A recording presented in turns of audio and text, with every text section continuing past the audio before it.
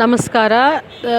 ದಲಿತರ ಅಣ್ಣ ತಮ್ಮಂದಿರ, ಅಕ್ಕ ತಂಗಿಯರ, ನಾನಿಲ್ಲಿ 14ನೇ ದಿವಸ ಆಂದೋಲನ ಮಾಡ್ತಿದ್ದೀನಿ ಕಾಂಗ್ರೆಸ್ ಆಫೀಸ್ ಎದುರುಗಡೆ. ಏನಕ್ಕೆ ಮಾಡ್ತಿದ್ದೀನಿ ಅಂದರೆ, ನಾವು 3 ತಲಾಂತರದಿಂದ ಕಾಂಗ್ರೆಸ್ ಅವ್ರಿಗೆ ವೋಟ್ ಹಾಕ್ತಿದ್ವಿ, ಈಗಲೂ ಹಾಕ್ತಾನೇ ಇದ್ದೀವಿ. ಪ್ಲಸ್ ನಾನು ಇವ್ರಿಗೆ ಎಲೆಕ್ಷನ್ಸಲ್ಲಿ ಕೂಡ ಸಪೋರ್ಟ್ ಮಾಡಿದ್ದೀನಿ, ಕಾಂಟೆಂಟ್ ರೈಟರ್ ಆಗಿ ಹೆಲ್ಪ್ ಮಾಡಿದ್ದೀನಿ. ನಂದು ಐಡಿಯಾಸ್ ಕೂಡ ಅವ್ರು ತಗೊಂಡು ಯೂಸ್ ಮಾಡಿದ್ದಾರೆ ಎಲೆಕ್ಷನ್ಸಲ್ಲಿ. ಆದ್ದರಿಂದ ನಾನು ಅವ್ರ ಆಫೀಸ್ ಮುಂದೆನೇ ಕೂತ್ಕೊಂಡು ನಾನು ನ್ಯಾಯ ಕೊಡಿಸ್ಲೇಬೇಕು ಅಂತ ಪ್ರೊಟೆಸ್ಟ್ ಮಾಡ್ತಾ ಇದ್ದೀನಿ. ಇಲ್ಲಿ ಕಾಂಗ್ರೆಸ್ ಆಫೀಸ್ ಮುಂದೆ ಕೂತಿದ್ದೀನಿ. ಕಾಂಗ್ರೆಸ್ ಆಫೀಸ್ ಹತ್ರ ಕೂತಿದ್ರೆ ನಮ್ಮ ದಲಿತರಿಗೆ ಒಂದು ಚೂರು ಮರ್ಯಾದೆ ಇಲ್ಲ. ಬೇರೆ ಬೇರೆ ವಿಧಾನದಲ್ಲಿ ಅವರು ತೋರಿಸ್ತಾನೆ ಇದ್ದಾರೆ. ನೀನೊಂದು ದಲಿತು, ನಿಮ್ಮ ಕಮ್ಯುನಿಟಿ, ನಿಮ್ಮೊಂದು ಸಮಾಜ ಎಲ್ಲಿಗಿರ್ಬೇಕು ಅಲ್ಲಿಗೆ ಇರಬೇಕು, ಮೇಲೆ ಬರಬಾರ್ದು ಅಂತ. ನಾನು ವೀಡಿಯೋ ತೊಗೊಳಕ್ಕೆ ಸ್ಟಾರ್ಟ್ ಮಾಡಿದ ತಕ್ಷಣ ಇಲ್ಲಿ ಹಿಂದೆಗಡೆ ಕಸ ಗುಡ್ಸೋಕ್ಕೆ ಕಳಿಸ್ತಾರೆ. ನನ್ನ ವೀಡಿಯೋಲಿ ಅವ್ರು ಬರಬೇಕಂತೆ ಕಸ ಗುಡಿಸೋರು. ಅರ್ಥ ಏನು ತಿಳ್ಕೊಳ್ಳಿ. Killings and beatings and things like that. But now it is change from physical harassment to mental harassment. ಆಯಿತಾ? ಇನ್ನೊಂದು ಯಾರೋ ಜರ್ನಲಿಸ್ಟ್ ಅಂತೆ, ಇದೇನೋ ಪೇಪರು ಜನಜಾಗೃತಿ ಪೇಪರು ಮೊನ್ನೆ ಕರ್ಕೊಂಡೋಗಿದ್ರು ನನ್ನ ಶನಿವಾರ ಅವ್ರ ಆಫೀಸ್ ಒಳಗಡೆ. ನೋಡಿ, ಜನಜಾಗೃತಿ ಅಂತೆ. ನನ್ನ ಆಫೀಸ್ಗೆ ಹೋಗೋಕ್ಕೆ ನನಗೇನು ಅಷ್ಟು ಇಂಟ್ರೆಸ್ಟ್ ಇರಲಿಲ್ಲ. ಬಿಕಾಸ್ ನನ್ನ ಕತೆನೇ ಬೇರೆ, ನನ್ನ ಕಷ್ಟನೇ ಬೇರೆ ಅಂದರೆ ಅವ್ರಿಗೆ ಜರ್ನಲಿಸ್ಟ್ ಬೇರೆ ಥರ ಕ್ವೆಶನ್ಸೇ ಕೇಳ್ತಾಯಿದ್ರು. ನಂಗೆ ಕಂಫರ್ಟಬಲ್ ಇರಲಿಲ್ಲ. ಆದರೂ ಮೊನ್ನೆ ನಾನು ಮನೆಗೆ ಹೋಗ್ತಾ ಇರಬೇಕಾದ್ರೆ ಶನಿವಾರ ರೋಡಲ್ಲೇ ಬಂದು ಆ ಲೇಡಿ ನನ್ನ ಅವ್ರ ಆಫೀಸ್ ಒಳಗಡೆ ಕರ್ಕೊಂಡು ಹೋದರು. ಇದನ್ನು ನೀವು ವೆರಿಫೈ ಮಾಡ್ಕೋಬೇಕು ಅಂತ ಏನಾದರೂ ಇದ್ದರೆ ದಯವಿಟ್ಟು CCTV ಫುಟೇಜ್ ಸಿಗೋವಷ್ಟು ದಿವಸದಲ್ಲಿ ಹೋಗಿ ವೆರಿಫೈ ಮಾಡ್ಕೊಳ್ಳಿ. ಆಮೇಲೆ CCTV ಫುಟೇಜಸ್ ನಿಮಗೆ ಸಿಗೋಲ್ಲ. ನಾನು ಹೇಳಿದ ಸುಳ್ಳು ಅಂತ ಅವ್ರು ಹೇಳ್ಕೊತಾರೆ. ಅದಕ್ಕೆ ನಾನು ಪ್ರೂಫ್ ಕೊಡೋಕ್ಕಾಗಲ್ಲ. ಈಗ ಹೇಳ್ತಾ ಇದ್ದೀನಿ, ನಿಮ್ಗೆ ನಿಜವಾಗ್ಲೂ ನಾನು ಹೇಳ್ತಾ ಇರೋದು ನಿಜನ ಅಂತ ತಿಳ್ಕೊಬೇಕಂದ್ರೆ CCTV ಫುಟೇಜ್ ತೊಗೊಳ್ಳಿ. ಮೊನ್ನೆ ಶನಿವಾರ ನನ್ನ ಕರ್ಕೊಂಡೋದ್ಲು ರೋಡ್ ಹತ್ರಿಂದ. ಕರ್ಕೊಂಡೋಗಿ ಅವ್ರು ಯಾರೋ ಆಫೀಸ್ ಓನರ್ ಅಂತೆ, ಅವ್ರ ಹತ್ರ ಕೂರಿಸಿದ್ಲು. ಅದೇನು ಓನರ್ ಯಾರೋ ಅಯ್ಯಪ್ಪ ಕೂರಿಸಿದ್ಲು. ಅವರೆಲ್ಲ ಕರ್ಕೊಂಡು ಕ್ವೆಶನ್ಸು, ಇಲ್ಲಿ ಕೂತ್ಕೊಬೇಡಿ, ಮಾಡಬೇಡಿ ಆಫೀಸ್ ಮುಂದೆ. ಎಲ್ಲರೂ ಅಷ್ಟೇ, ಬಂದೋದವ್ರಿಗೆಲ್ಲ ಹೇಳ್ಕೊಡ್ತಾರೆ, ಕೂತ್ಕೋಬೇಡ ಅಂತ ಹೇಳೋ, ಅಲ್ಲಿ ಹೋಗೋಕೆ ಹೇಳು, ಇಲ್ಲಿ ಹೋಗೋಕೆ ಹೇಳು. ನಾನು ಎಲ್ಲೂ ಹೋಗೋದಿಲ್ಲಪ್ಪ. ನಮಗೆ ಪ್ರಾಬ್ಲಮ್ಮು, ನಮಗೆ ತೊಂದರೆ ಕೊಡ್ತಿರೋದೇ ರಾಜಕಾರಣಿಗಳು.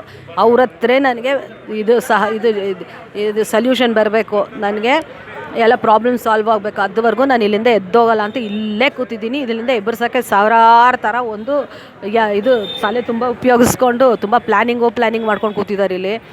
ನನ್ನ ಕರ್ಕೊಂಡೋಗಿ ಜನಜಾಗೃತಿ ಆಫೀಸಲ್ಲಿ ಯಾರೋ ಒಂದು ಲೇಡಿ ಮಣಿಪುರಲ್ಲಿ ಮಾಡ್ತಾಯಿದ್ರು ಈ ಥರ ಪ್ರೊಟೆಸ್ಟು. ಅವ್ರಿಗೆ ನ್ಯಾಯನೇ ಸಿಗಲಿಲ್ಲ. ಮತ್ತು ಇನ್ನೊಬ್ರು ಯಾರೋ ಅವರು ವಾಟರ್ ಬಾಟಲ್ ಬಂದಾಗಿಂದ ಅವು ನೀರೇ ತಿಂತಾನೇ ಇಲ್ವಂತ. ಅವತ್ತಿಂದ ಇವತ್ತುವರೆಗೂ ಅವ್ರು ಉಪವಾಸ ಮಾಡ್ತಾನೇ ಇದ್ದಾರಂತೆ. ನೀರು ಪ್ಯಾಕೆಟ್ ಅಂತೂ ನಿಲ್ಲಿಸಲಿಲ್ಲ ಯಾರು ಮಾರೋದು. ನೀರು ಬಾಟಲ್ ನಿಲ್ಲಿಸಿಲ್ಲ ಅಂಗಡಿಗಳಲ್ಲಿ. ಸೊ ಅವ್ರು ಹಂಗೆ ಕೂತಿದ್ದಾರೆ. ನಿಮ್ಗೆ ನ್ಯಾಯ ಸಿಗೋಲ್ಲ ಅಂದರು. ನೀವು ಅದೆಲ್ಲ ಯೋಚನೆ ಮಾಡಬೇಡಿ, ನಂಗೆ ನ್ಯಾಯ ಸಿಗೋವರೆಗೂ ನಾನು ಬಿಟ್ಟೋಗಲ್ಲ ಜಾಗ ಅಂತ ಹೇಳಿದೆ. ಆವಾಗೇನು ಹೇಳ್ತಾನೆ ಗೊತ್ತಾ ಮನುಷ್ಯ, ಅವನು ಯಾರೋ ಪಾಪ ನೀರು ಬಾಟ್ಲ್ ಇಲ್ದಾರೆ ಅಂದ ನೀರು ಬಾಟ್ಲು ಅಂಗಡಿಗಳಲ್ಲಿ ಮಾರ್ತಾಯಿದ್ದಾರೆ ಅಂತ ಅವಾಗಿಂದ ಪ್ರತಿಭಟನೆ ಮಾಡ್ತಿರೋನು ಟಾಯ್ಲೆಟ್ ಹೋಗಿ ನೀರು ತೊಗೊಂಡು ಕುಡಿತಾನಂತೆ.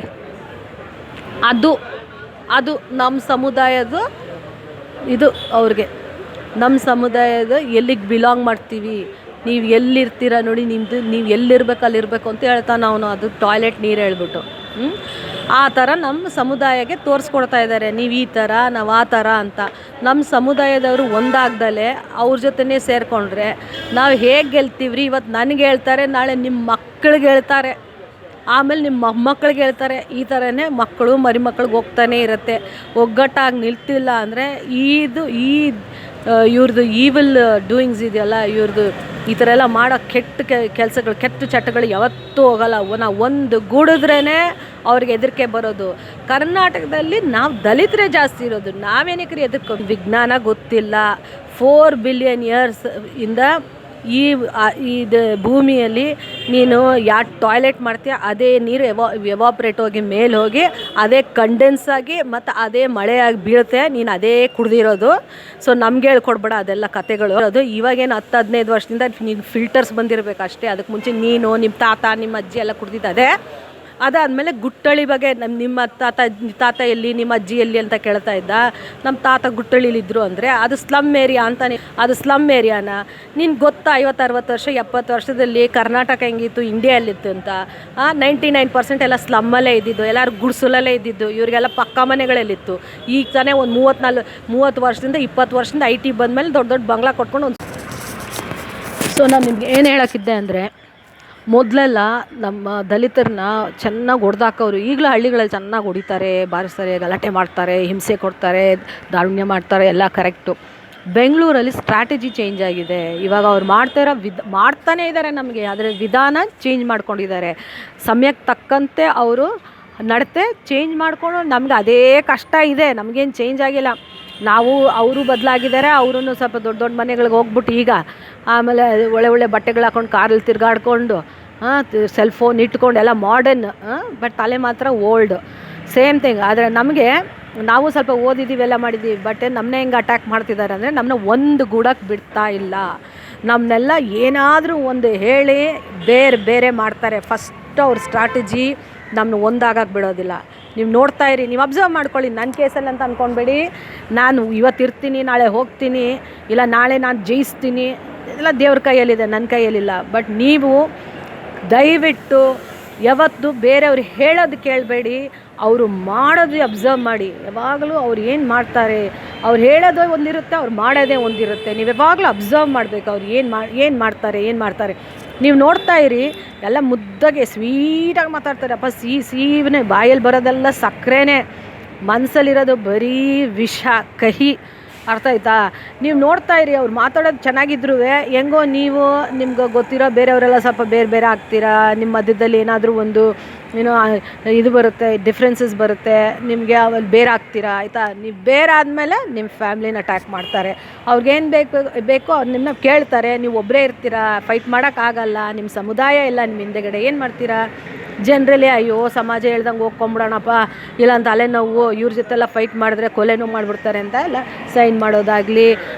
ಇವಾಗ ಎಲ್ಲಾದರೂ ಒಂದು ಪೊಸಿಷನಲ್ಲಿ ಅವ್ರಿಗೆ ಇದಾಗಬೇಕು ಅಂತ ಅಂದ್ಕೊಳ್ಳಿ, ಅವ್ರಿಗೆ ಏನು ಹೇಳ್ತಾರೆ ಅದನ್ನು, ಒಂದು ಲೋ ಪೊಸಿಷನಿಂದ ಹೈ ಪೊಸಿಷನ್ಗೆ ಕಳಿಸ್ತಾರಲ್ಲ, ಆ ಥರ ಏನಾದರೂ ಅವ್ರಿಗೆ ಏನಾದರೂ ಬರಬೇಕಂತಿರೋದನ್ನು ನೀವು ಈಗ ಏನಾದರೂ ಧಾರಣೆ ಮಾಡ್ಕೊಂಡು ಹಿಂಸೆ ಕೊಟ್ಟರೆ ಅಷ್ಟು ಮೆಂಟಲ್ ಟಾರ್ಚರ್ ತೊಗೊಳಕ್ಕಾಗಲ್ಲ. ಅಯ್ಯೋ ಬಿಟ್ಟು ಕೊಟ್ಕೊಂಡು ಮುಂದೆ ಹೋಗೋಣ ಬಿಡಪ್ಪ, ಯಾಕೆ ತಲೆನೋವು ಅಂತ ಹೋಗ್ತೀರಾ. ಯಾಕಂದರೆ ನಿಮ್ಮ ಅಕ್ಕ ತಂಗಿರು, ನಿಮ್ಮ ಅಣ್ಣ ತಮ್ಮಂದಿರು ಯಾರು ಜೊತೆಗಿಲ್ಲ, ಎಲ್ಲ ಒಟ್ಟುಗೂರಿದ್ರೆ ಇವ್ರಿಗೆ ಅಷ್ಟು ದಮ್ಮಿರುತ್ತಾ? ನಿಮಗೆ ಪ್ರಮೋಷನ್ ಕೊಡ್ದಿರೋ ಅಷ್ಟು ದಮ್ಮಿರುತ್ತಾ? ನಿಮ್ಮ ಲ್ಯಾಂಡ್ಗಳು ಕೆತ್ಕೊಳ್ಳೋ ಅಷ್ಟು ದಮ್ಮಿರುತ್ತಾ? ಇಲ್ಲ. ನೀವೆಲ್ಲ ಬೇರೆನೇ ಇರ್ತೀರಾ, ಒಂದು ಸೇರೋದೇ ಇಲ್ಲ ಅಂತೀರಾ. ತುಂಬ ಕಷ್ಟ.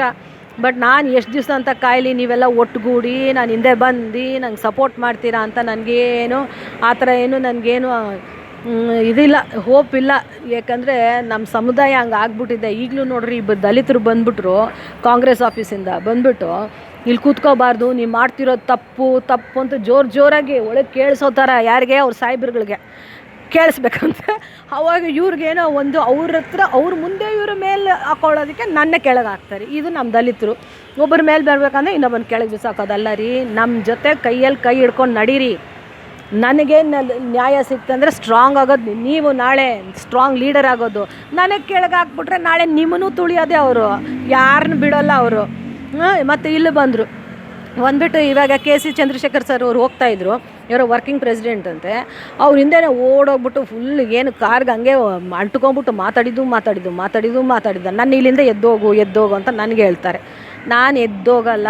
ನಾನು ಒಬ್ಬಳೇ ಆದರೂ ಪರವಾಗಿಲ್ಲ, ನನ್ನ ಸಾಯಿಸಿದ್ರೂ ಪರವಾಗಿಲ್ಲ, ನನಗೆ ಏನು ಮಾಡಿದ್ರೂ ಪರವಾಗಿಲ್ಲ, ನಾನು ಈ ಜಾಗನ ಬಿಟ್ಟು ಹೋಗಲ್ಲ. ಇವ್ರಿಗೆಲ್ಲ ಎಷ್ಟು ಹಕ್ಕಿದೆ ಒಳಗೆ ಕೂತ್ಕೊಳ್ಳೋಕೆ, ನಂಗೆ ಅಷ್ಟೇ ಹಕ್ಕಿದೆ ಹೊರಗೆ ಕೂತ್ಕೊಳ್ಳೋಕ್ಕೆ. ಯಾಕಂದರೆ ನಾವು 3 ತಲಾಂತರದಿಂದ ಇವ್ರಿಗೆ ಓಟ್ ಹಾಕಿದ್ದೀನಿ, ಇವ್ರಿಗೆ ಎಲೆಕ್ಷನಲ್ಲಿ ಸಪೋರ್ಟ್ ಮಾಡಿದ್ದೀನಿ. ಇದು ಕಾಂಗ್ರೆಸ್ ಆಫೀಸು ಯಾರ ಅಪ್ಪಂದು ಅಲ್ಲ, ಇದೆಲ್ಲ ಕಾಂಗ್ರೆಸ್ ಪೀಪಲ್ದು. ಇವ್ರಿಗೆ ಎಷ್ಟು ಹಕ್ಕಿದೆ ಅಷ್ಟು ಹಕ್ಕು ನನಗೂ ಇದೆ. ನಾನು ಇಲ್ಲಿ ಕೂತೇ ಇರ್ತೀನಿ. ಮತ್ತು ಇವ್ರೇನು ಮಾಡ್ತಾರೆ, ಈ ರೆಸ್ಲರ್ಸ್ ಇದ್ರಲ್ಲ ಪಾಪ ಹೆಂಗಸರು ಡೆಲ್ಲೀಲಿ, ಅವ್ರನ್ನ ಎಳ್ಕೊಂಡು ಹೋಗ್ಬೇಕಾದಾಗ ಏನು ವೀಡಿಯೋ ಮಾಡಿದ್ದು ಸಾವಿರಾರು ವೀಡಿಯೋಗಳು ಏನು ಯೂಟ್ಯೂಬಲ್ಲಿ ಹೋಗಿದ್ದು ಹೆಣ್ಮಕ್ಳಿಗೆ ಏನು ಮಾಡ್ತಾರಪ್ಪ, ಹಿಂಗೆ ಹೇಳ್ಕೊಂಡೋದ್ರು ಹಂಗೆ ಹೇಳ್ಕೊಂಡೋದ್ರು, ಅವ್ರು ಶಾಂತವಾಗಿ ಪ್ರದರ್ಶನ ಮಾಡ್ತಿದ್ರಂತೆ, ಇವ್ರು ಹೇಳ್ಕೊಂಡು ಹೋಗ್ಬಿಟ್ರಂತೆ ಅಂತ ಅದೊಂದು ದೊಡ್ಡ ಹಂಗಾಮ ಮಾಡಿದರು. ಆಮೇಲೆ ಇವರು ಕಾಂಗ್ರೆಸ್ ಅವರು ಪಾರ್ಲಿಮೆಂಟ್ ಹೌಸ್ವರೆಗೂ ಶಾಂತವಾಗಿ ಪ್ರದರ್ಶನ ಮಾಡ್ಕೊಂಡು ಹೋಗ್ತಿದ್ರಂತೆ. ಅವ್ರನ್ನ ಹಿಡ್ಕೊಂಬಿಟ್ಟು BJP ಅವರು 2 ಬಾರಿಸಿದ್ರಂತೆ ಪೊಲೀಸು. ಅಯ್ಯೋ ಬಾರಿಸ್ಬಿಟ್ರು ಅಂತ ಎಲ್ಲ ಆ್ಯಂಗಲಲ್ಲಿ ಹಾಕಿದ್ದೆ ಚಿತ್ರಗಳನ್ನ, ವೀಡಿಯೋಗಳನ್ನ. ಮತ್ತು ನಿಮ್ಗೆ ಅದು ಹಾಕೋ ದಿಲ್ಲಿಲಿ ಬೇಕು ಕಾಂಗ್ರೆಸ್ಗೆ ಶಾಂತ ಪ್ರದರ್ಶನ ಮಾಡೋದು. ನನಗೆ ಬೇಡವೇನ್ರಿ? ದಲಿತಾಗಿ ಕಾಂಗ್ರೆಸ್ ವೋಟ್ರಾಗಿ ನನಗೂ ಅಷ್ಟೇ ಹಾಕಿಲ್ವಾ? ನನಗೆ ಹಕ್ಕು, ನನಗೆ ಜಸ್ಟಿಸ್ ಸಿಗೋವರೆಗೂ ನಾನು ಪ್ರದರ್ಶನ ಮಾಡ್ಬೋದು, ಪ್ರತಿಭಟನೆ ಮಾಡ್ಬೋದು ಅಂತ. ನನಗೆ ನೀವಲ್ಲಿ ಏನು ಕೇಳ್ತಿದ್ರೆ ನಾನು ಅದನ್ನೇ ಇಲ್ಲಿಗೆ ಹೇಳ್ತಿದ್ದೀನಿ. ನಾನು ಎಲ್ಲಿ ಎದ್ದು ಹೋಗಲ್ಲಪ್ಪ, ನಾನು ಇಲ್ಲೇ ಕೂತಿರ್ತೀನಿ. ಏನು ಬೇಕಾದ್ರೆ ಪ್ರಯತ್ನ ಪಟ್ಕೊಳ್ಳಿ. ಎಷ್ಟು ದಲಿತರು ಬರ್ತಿರೋದು, ಒಬ್ಬರ ಇಬ್ಬರ, ಇವರೇನೋ ಬಂದ್ಬಿಟ್ಟು ಎದ್ದೋಗ್ರಿ, ಇನ್ನೊಬ್ಬರೇನೋ ಇವ್ರಿಗಿಂತ ದೊಡ್ಡವ್ರಂತೆ ಪಾಪ ಅವ್ರು ಬಂದರು, ಕೇಳಿದ್ರು. ಆಮೇಲೆ ಎಲ್ಲ ಕೇಳಿಬಿಟ್ಟು ನಾನು ಹೇಳಿದೆ, ಏನು ರೀ ನೀವು ಏನು ಮಾಡ್ತಿದ್ರಿ ಇಲ್ಲಿ ದಲಿತ ಕೂತ್ಕೊಂಡ್ರೆ? ನಾವು ಏನು ಮಾಡೋಕ್ಕಾಗತ್ತಮ್ಮ, ನಾವೇನು ಮಾಡ್ತಾಯಿಲ್ಲ, ನಮಗೆ ಒಂದು ಪೊಸಿಷನ್ನು ಕೊಡ್ತಾಯಿಲ್ಲ, ನಮ್ಗೆ ಅಷ್ಟು ಹಕ್ಕು ಕೊಡ್ತಾಯಿಲ್ಲ ಏನು ಮಾಡೋಕ್ಕೆ. ಎಲೆಕ್ಷನ್ ಟೈಮಲ್ಲಿ ಹೆಲ್ಪ್ ತೊಗೊತಾರೆ, ಆಮೇಲೆ ಏನು ಮಾಡ್ತಾಯಿಲ್ಲ ಅಂದರು. ಅಷ್ಟೇ ರೀ ದಲಿತರದ್ದು ಯೋಗ್ಯತೆ, ಅಷ್ಟೇ. ಇಲ್ಲೆಲ್ಲ ಕಾಂಗ್ರೆಸ್ ಆಗಲಿ BJP ಆಗಲಿ ಅಷ್ಟೇ ನಮ್ಮ ಯೋಗ್ಯತೆ. ಹೌದು, ನಾವು ದಲಿತರು, ಆದರೆ ನಾವು ಮುಟ್ಟಾಳ್ರಲ್ಲ. ನಮಗೇನು ಬುದ್ಧಿ ಇದೆ, ನಮಗೆ ಶಿಕ್ಷಣ ಆಗಿದೆ, ಬುದ್ಧಿ ಇದೆ, ಎಜುಕೇಷನ್ ಮಾಡಿದ್ದೀವಿ. ನಮಗೆ ನಾವೇನು ಮಾಡಬೇಕು ಜೀವನದಲ್ಲಿ ಅಂತ ಚೆನ್ನಾಗಿ ಗೊತ್ತು. ಯಾರು ನಮಗೆ ಹೇಳ್ಕೊಡೋದು ಬೇಕಾಗಿಲ್ಲ. ನಮ್ಮ ರೈಟ್ಸ್ ನಮಗೆ ಬೇಕು. ಕೊಟ್ಟಿಲ್ಲ ಅಂದರೆ ನಮ್ಗೆ ಹೆಂಗೆ ಈಸ್ಕೋಬೇಕು ಅಂತ ನಮ್ಗೆ ಗೊತ್ತು. ಇಲ್ಲಿ ನನಗೆ ತುಂಬಾ ಕಷ್ಟ ಕೊಡ್ತಿದ್ದಾರೆ. ಇಲ್ಲಿಂದ ಹೆಂಗಾರು ಎಬ್ಬರಿಸ್ಬೇಕು ಅಂತ ಸಿಕ್ಕಾಪಟ್ಟೆ ಜನರನ್ನ ಒಬ್ಬರನ್ನಾದ್ಮೇಲೆ ಒಬ್ಬರು ಕಳಿಸ್ತಾನೇ ಇದ್ದಾರೆ. ಎಲ್ಲರೂ ಈ ಪ್ರೊಸೀಜರ್ ಫಾಲೋ ಮಾಡಿ, ಆ ಪ್ರೊಸೀಜರ್ ಫಾಲೋ ಮಾಡಿ, ಫಸ್ಟ್ ಇಲ್ಲಿಂದ ಎದ್ದೋಳಿ ಅಂತ ತುಂಬ ಹೇಳ್ತಾ ಇದ್ದಾರೆ. ನಾನು ಎದ್ದೋಳ್ತಾ ಇಲ್ಲ, ನಾನು ಎದ್ದೋಳೋದು ಇಲ್ಲ.